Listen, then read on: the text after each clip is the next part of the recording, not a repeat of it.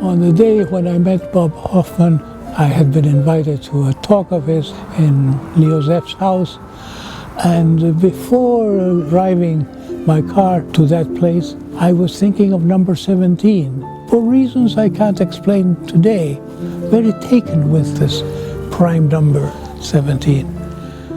And when Bob Hoffman gave his talk, when he introduced himself and told his story, he several times mentioned number 17. And that was for me significant. Is he reading my mind? I suspected he might want to make me feel that he could do that. So that was very important to me. If I would tell certain kinds of people, that would seem very unbelievable. He told how he became psychic in search for his mother after his mother died. He was very attached to his mother. He was very much wanting some contact. And he had come to a certain church after many attempts. And in this Oakland church, where everybody was a psychic. And they gave psychic classes, and that's how he awoke to his potential as a medium. And he explained about asking about his mother and being told things that only his mother and he knew, as a kind of demonstration that this was a real contact and not somebody's fantasy. And I felt that not only was he telling that he could read people's minds, that it was reading the minds of living people and reading the minds of the dead was not so different. Bob was saying he had now a method, a way of working. He told about Dr. Fisher, whom he had known. I doubted. For some time I thought Dr. Fisher was an indirect reference to Christ, fisherman, that it was a metaphor. But I looked in the University of California library and I found a book by Siegfried Fischer. Got transmitted as an idea that he received the basic structure from Fisher. Yes. Seems reliable. Oh yes, no question about that. You did with him his sessions, no, on one-to-one. Yes, I did the 8 sessions, 2 hours each. That was the process. And 8 individual hours. It was very structured. On the first session, he had me visualize my sanctuary. He said, I see you on a high mountain, very high, distant from the world, something like a hermit. But he interpreted that as a sign that my development was incomplete, and introduced me to my guides. And I was very impressed when he said that one was an old man and the other was a child, Totila and Matthias, my child, my son. Those were my inner lights. So I felt well perceived. How did he take you through mother and father issues? Says, now I'm going to tell you about your mother. She's not happy, your mother, as a child. What's wrong with her father? There's something. Your mother feels not loved by her father. And then she was telling me that there was a kind of family shame about my grandfather, my mother's father. He had syphilis, 3rd degree syphilis. brought him to a mental hospital. He was interned as crazy for syphilis complication. And as in the old days, the brain complications. She had not felt loved by him. That fit what my mother later told me. Yes, my father used to say I was ugly. So that is interesting, because it means that already in this very early time he had this idea of going back a generation behind the parents. Oh yes, yes. When I finished those sessions, I felt there was something like in the Kabbalah, in the Jewish tradition, there's something about the balance of severity and compassion, that one should have a balance between being strong, being severe, and being forgiving. And I drew for him a little piece of the tree of life in the Kabbalah on a napkin over lunch. He kept it on his desk for years.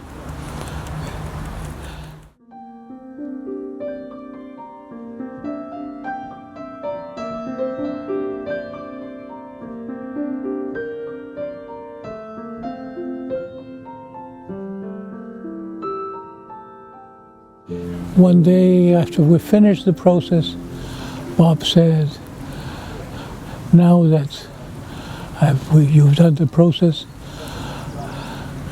I would like to become your friend. And to become your friend, I have to tell you more about myself. So he told me he was gay. He wanted me to know that. And at the end of that session, where our friendship formally started, he said, if you want to contact people who have died, I'd like to do that for you. So I asked for an interview with Freud. Freud said that the libido theory, it's not a matter of instincts, but more a matter of love. The love frustration, more than sexual frustration, was the heart of things. And there was more with this 1 hour long conversation with Freud. Sorry, I didn't think of recording it, but it left me with a sense of not knowing whether it was Freud or it was Bob who was putting his own perspective in Freud's mouth. So I said, next time I'm going to invoke somebody Bob doesn't know and has nothing to say about. So I said I wanted to get some message from Padmasambhava, the great master of the Mantrayana. Padma? He's not from here, no? No, he's not from here. Why do I see him sitting on a lotus? But he's sitting above, floating above a lotus. And what's special about that? No, it's the only person I've seen like that. Does it have a meaning? Yes. It means he has transcended death. Would he have something to say to me? And he gave me a mantra. And the heart of the mantra was the word ish, that in the Jewish tradition is the word, it's one of the words used in the Old Testament for man, but it's a sense of the word man that has to do with being a witness, one who happens to be there and causes an important part of history to happen, something like a catalyst.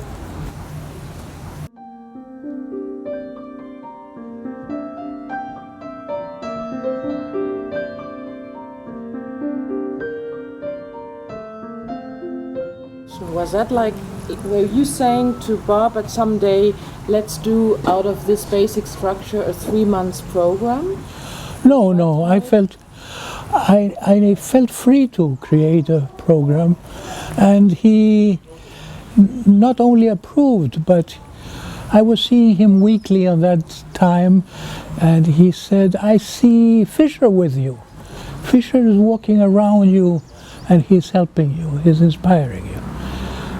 And actually, I felt it was a high inspiration. I felt it came to me with a clarity, with a precision. I generated it probably in one sitting or in a couple of days. Very, very fast I had the scheme of it. It was translating the pattern of his work into a group process. And he was happy about that. The first adaptation I did was 3 months. 3 months. It was a quarter, a SAT quarter. It became a part of SAT, not what I learned from Bob, but a group process, a mutually assisted group process that Bob attended. And he did the closure session. And he attended and imitated it. He did a group process, and he emphasized he did it differently. First time he did the group process, he did it in Berkeley, in City Club. He insisted this was not encounter group, this was not like anything before. He emphasized the contrast. He wanted his process to be exactly like he did it.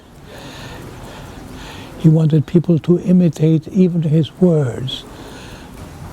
It was like memorizing a play for an actor. He wanted his people to be repeaters of his trips, his visualizations. Like one who makes a libretto for an opera, he wanted a program in the literal sense of the word. And once I was asked to write in some German magazine, a Gestalt magazine probably, and I wrote, it may be said that this is not like Gestalt therapy, something based on creative improvisation, but it's like canned food. But it's a very good can. And then there was a man called Bob Ornstein. He was Idris Shah's representative, and Idris Shah had suggested that Stanford University sponsor something in conjunction with SLN, and that they invite me to do something. I did this presentation of a 4-day process, very compact. I did it 4 days once there, and then I repeated it in Mexico and other places, and it worked. It was very potent, but of course 10 days is better. We did collaborate specific things, like I remember when I was invited by him to do a bitch session, I would do my automatic movements, I would become a tiger and get the tigerish out and roar and translate that into a background for adding the words and the specific traits that were addressed and so forth. So he took from many people, but I had the impression that there was a kind of absorption of the Gestalt resources.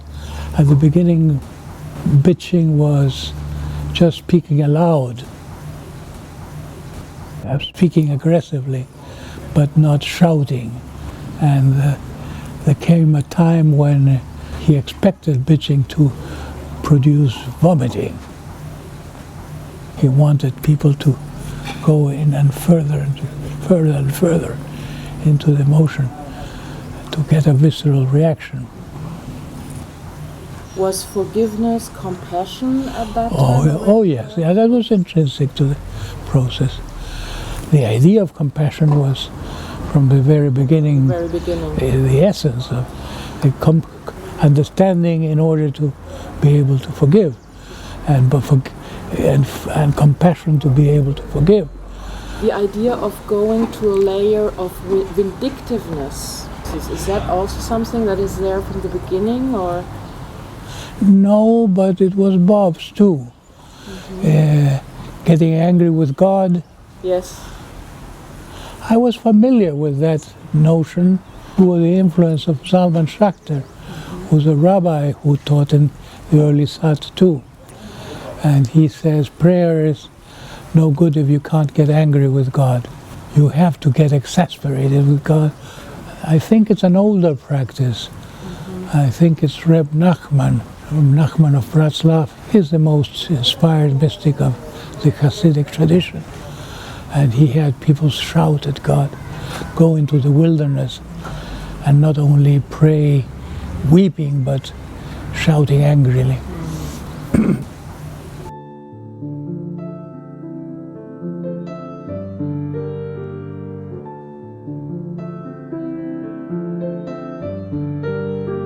In the role of a friend, he was very generous and took me out for lunch or dinner many times in the company of Rosalia, always paid. We loved Bob in spite of everything.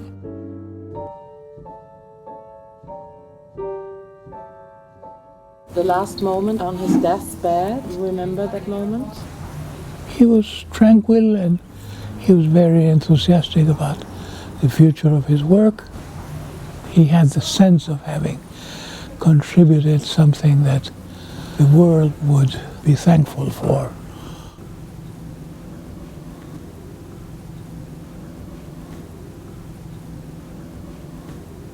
Okay? Thank you very much. I think we have a lot. We have a lot. We have a lot. Merci beaucoup. Thank you. Thank you very much. Vete un peu comme ça, t'as fait le verre là-bas. Está, te quito. Uy, te quito el micrófono.